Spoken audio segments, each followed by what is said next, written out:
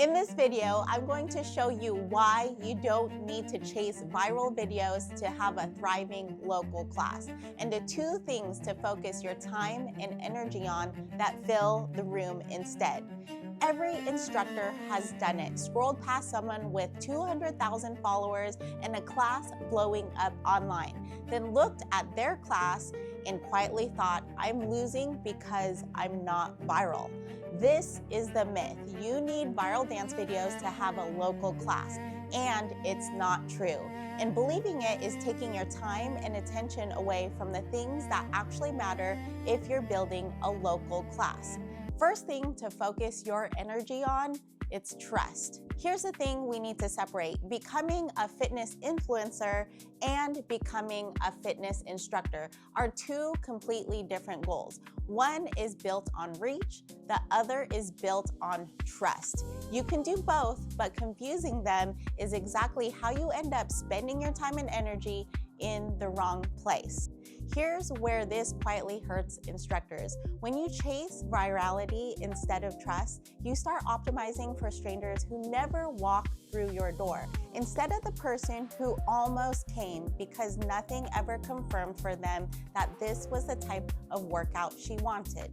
Protecting the right connection matters more than winning the algorithm. Here's what chasing virality looked like for me. I learned a trending TikTok dance, the ones blowing up, and posted them, hoping that they'd catch a wave. The problem was I never used a single one of those dances in my actual classes. I spent hours learning choreography, filming it, posting it, hoping it would go viral, and none of it moved my class numbers. If anything, it could have scared people off. Most people walking through your door don't want a complicated dance routine. They want a simple outlet, a workout that feels good and doesn't require homework. Here's the embedded truth. Trust is what fills and keeps a class, not virality. And trust gets built 2 ways, not competing with each other, but in sequence.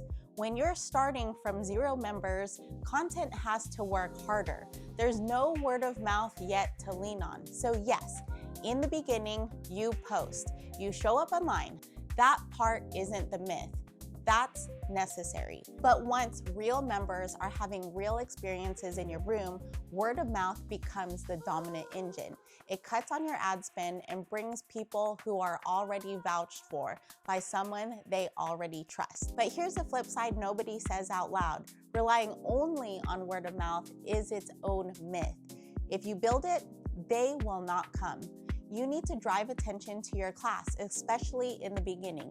You need both, sequentially, not one instead of the other. When I moved where I live now, I didn't know anyone, no network, no built-in trust. Social media is what filled those early classes. But as we began to grow, word of mouth became my most reliable source of new members. Today, most of my most loyal members, they didn't find me through a video. A friend brought them in, someone who'd already been in the room vouching for it before they ever walked through the door.